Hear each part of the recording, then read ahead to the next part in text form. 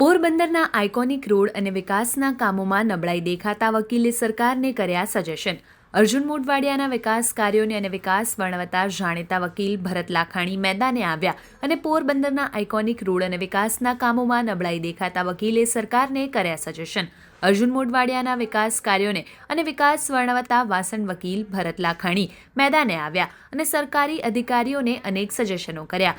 પોરબંદરમાં જાણીતા અને નામચીન વકીલ ભરત લાખાણીએ સરકારને અને તંત્રને આપ્યા મોટા સજેશન. જો વ્યવસ્થાનો ભાગ ન હોય તો અમે સંચાલન કરવા તૈયાર છીએ. પોરબંદરના ખૂબ જાણીતા વકીલે સરકારને અને તંત્રને આઇકોનિક રોડ ખૂબ નબળી અને હલકી ગુણવત્તાનો હોય, જેમાં આર્ટિફિશિયલ પક્ષીઓ રોડ ઉપર રખડતા જોઈને દુઃખ વ્યક્ત કર્યું અને શહેરમાં થતા વિકાસની ગાથા ખૂબ હૃદયથી વર્ણવી. શહેરમાં થતા વિકાસના જુદા જુદા વિકાસના કામમાં ખૂબ નબળાઈ અને હલકી ગુણવત્તાનું કામ થયું હોય. અધકચરી રીતે વકીલે ભ્રષ્ટાચારના પણ આક્ષેપ કર્યા છે. જેમ કે રિવરફ્રન્ટ કરોડો રૂપિયાના ખર્ચે બનાવવામાં આવ્યું, પરંતુ હાલ ધૂળ ખાઈ રહ્યું છે. વકીલે પોતે લિયો પાયનર ક્લબના મુખ્ય સભ્ય હોય અને પોતાની સંસ્થા રિવરફ્રન્ટ સંભાળવા તૈયાર છે અને તેનું સંચાલન કરવા પણ તૈયાર છે. જો કોઈ સારા કોન્ટ્રાક્ટર ન મળતા હોય તો અમારી સંસ્થા રિવરફ્રન્ટ સંભાળવા તૈયાર છીએ. પોરબંદરની ખાસ જેલ જેમાં વિકાસનું કામ થવું જોઈએ. આ ઉપરાંત પોરબંદરની ખાસ અંદર રહેલા કેદીઓ જ હોય છે, જેથી શહેરની બહાર આ જેલ હોય તો ખૂબ સરળતા રહે. શહેરમાં થતા વિકાસના કામમાં ખૂબ નબળાઈ હોય તે રીતના પોતાની ગાથા વર્ણવી શહેર પ્રત્યે લાગણી વ્યક્ત કરી. તાજેતરમાં જોઈએ તો પોરબંદર શહેરમાં બાગ બગીચા, ગટર, રોડ રસ્તાના ભ્રષ્ટાચાર સામે પોરબંદરના ખૂબ જાણીતા વકીલ ભરત લાખાણીએ મોટી વાત કહી હતી અને અધિકારીઓએ એસી ચેમ્બરમાંથી બહાર આવી કોન્ટ્રાક્ટરો સામે અને ચાલતા કામ ઉપર ધ્યાન આપવા સૂચનો આપ્યા છે. આવનારા દિવસોમાં પોરબંદરની છબી કઈ રીતે સુધરે તેવી અધકચરી સલાહ આપી હતી. શહેરના આઇકોનિક રોડ બનાવવામાં આવેલ, જેને માત્ર ટૂંકા ગાળાના સમય થયો છે, છતાં આઇકોનિક રોડની કોઈપણ પ્રકારની જાળવણી થતી નથી. તેમાં રખડતા પશુઓનો અડ્ડો જોવા મળી રહ્યો છે. જ્યાં જુઓ ત્યાં પશુઓના કારણે અવારનવાર મસ્ત મોટા અકસ્માતો પણ થાય છે અને વાહનોને પણ મોટા પાયે નુકસાન થાય છે. આવી પણ એક ચર્ચા કરવામાં આવી છે. અગાઉ પણ ટીએનજી દ્વારા બાગ બગીચા, રોડ રસ્તાના ભ્રષ્ટાચાર ઉપર અહેવાલો પ્રસારિત કરાયા હતા. જોકે અહેવાલના પડઘા પડી રહ્યા છે, જેમાં પોરબંદરના ખૂબ મોટા અને જાણીતા વકીલ ભરત લાખાણીએ આજ-કચરી ટિપ્પણી કરી અધિકારીઓ ઉપર સીધી આંગળી ચીંધી છે અને શહેરમાં ચાલતા વિકાસ અને લોકોના ટેક્સના પૈસા વ્યય ન થાય તે માટે હૃદયની લાગણી વ્યક્ત કરી હતી. સરકારને અને અધિકારીઓને અનેક સજેશનો કર્યા. આઇકોનિક રોડ રસ્તા, બાગ બગીચા, રિવરફ્રન્ટ, સાયન્સ સિટી આ તમામ વિકાસના કામોને લઈને પોરબંદરના આકરા પ્રહાર કર્યા છે. આવનારા સમયમાં પોરબંદરને નવી દિશા તરફ કઈ રીતે લઈ જવું, કઈ રીતે સૂચન કર્યા છે. સાયન્સ એન્ડ ટેકનોલોજી મારા વિભાગમાં છે, એટલે આવતા વર્ષના બજેટમાં આપણે 100 કરોડ રૂપિયાના ખર્ચે મિની સાયન્સ સેન્ટર આપણે પોરબંદરમાં ઊભું કરીશું. આઇકોનિક રસ્તાઓ ઉપર જે આર્ટિફિશિયલ પક્ષીઓ બનાવવામાં આવ્યા છે, નીચે પડી ગયા છે, શું કહે? ચેતનભાઈ, તમે જે વિડીયો બતાવ્યો એ મેં જોયો.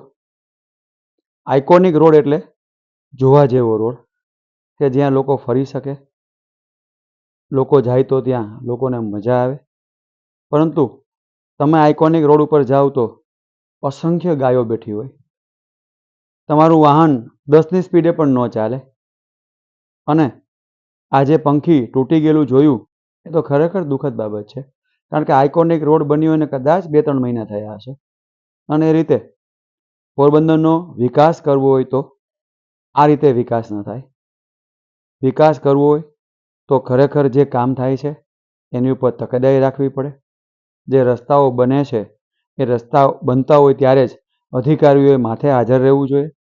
એ વિસ્તારના લોકોને રસ્તા બનતા હોય ત્યારે માથે હાજર રહેવાની સૂચના આપવી જોઈએ. દાખલા કે આઇકોનિક રોડ બન્યો તો પોરબંદરમાં કોઈને ખબર નથી કે કોણે બનાવ્યો, શું કામ બનાવ્યો, આઇકોનિક રોડ કોણે જાહેર કર્યો. એ રીતે વિકાસ કરવો હોય તો પોરબંદરના લોકોને સાથે રાખવા પડે. કોઈ ભ્રષ્ટાચાર ન થાય, સાચા અર્થમાં કામ થાય અને લોકોને વિકાસ દેખાય એવો જો કામ થાય તો જ વિકાસ કહી શકાય. દાખલા અત્યારે પોરબંદરમાં રિવરફ્રન્ટ પણ બંધ છે. હવે સરકાર નવું બનાવવાની વાત કરે છે, પણ જે બન્યું છે એ ચાલુ થાય તો પણ વિકાસ કહી શકાય. અને કદાચ કોર્પોરેશન ન ચલાવી શકે તો કોઈ સામાજિક સંસ્થાને ચલાવવા આપી દેવાય. અને અમે લિયો પાયોનિયર આ રિવરફ્રન્ટ ચલાવવા તૈયાર છીએ. અને એ રીતે જે સુવિધા મળી છે એ સુવિધા પડી ખરાબ થઈ જાય. લોકો તેનો લાભ જ ન લઈ શકે તો એવો વિકાસ શું કામનો કે જે વિકાસ માત્ર કાગળ ઉપર દેખાય. અને એ રીતે આજે પંખી પડ્યું છે એ ખરેખર દુઃખદ બાબત છે. આ બાબતે યોગ્ય તપાસ થવી જોઈએ, તાત્કાલિક પગલાં લેવા જોઈએ. અને આ રોડ ખરેખર આઇકોનિક રોડ બનાવવો હોય તો એ રોડ એવો ભવ્ય બનાવવો પડે, એક ખાડો ન આવે, એક પશુ ન દેખાય, આડાવડા કોઈ પાર્કિંગ ન થાય, અને એ રીતે ખરેખર લોકો મન મૂકીને ચાલીને પણ ફરવાનું મન થાય એવો રોડ જો બને તો જ આઇકોનિક રોડ કહેવાય. અને એ રીતે પોરબંદરનો વિકાસ કરવો હોય તો ખરેખર અધિકારીઓએ પણ ચેમ્બરમાંથી બહાર નીકળીને સ્થળ ઉપર જવું જોઈએ, કામ ચાલતું હોય ત્યારે નિરીક્ષણ કરવું જોઈએ, કોઈ ભ્રષ્ટાચાર નથી થતો ને તેનું ખાતરી કરવી જોઈએ. અને એ રીતે લોકોના દિલમાં વસીને વિકાસ થાય તો જ સાચો વિકાસ કહેવાય. ખરેખર ભરતભાઈ, મોકર સાગર છે અત્યારે કુદરતી ડેવલપિંગ જે થઈ રહ્યું છે તેની અંદર શેકડોબંધ પક્ષીઓ આવે છે, ત્યારે આ આર્ટિફિશિયલ પક્ષી હટાવવા માટે મનપા પાસે જગ્યા નથી. ચેતનભાઈ, એવું છે કે પોરબંદરથી દૂર એટલે કે કોઈ ઓરદર પાસે કરો, કોઈ કુચડી પાસે કરો, આમ મોકર સાગર પાસે કંઈ પણ કરો તો એનો લાભ પોરબંદરને બહુ ના મળે. કારણ કે લોકો અત્યારે સોમનાથથી વાયા દ્વારકા અથવા દ્વારકાથી વાયા સોમનાથ એ રીતે જ અત્યારે બધા લોકો જાય છે. અને એમાં પણ જે સરસ મજાનો હાઈવે બની ગયો પછી પોરબંદરનું નામો નિશાન મટી ગયું.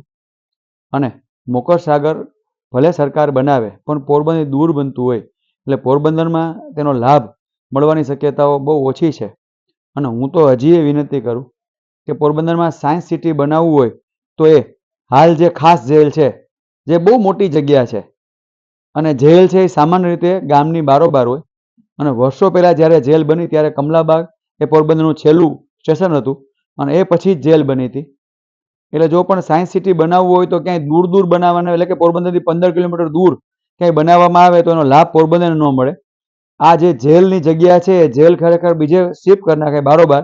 અને જેલના મોટી જગ્યામાં જ જો સરકાર કંઈક નવું વિચારે તો જ પોરબંદરને લાભ મળે, અન્યથા પોરબંદરને આ વિકાસનો લાભ મળવાની શક્યતા અને સંભાવના બહુ ઓછી છે.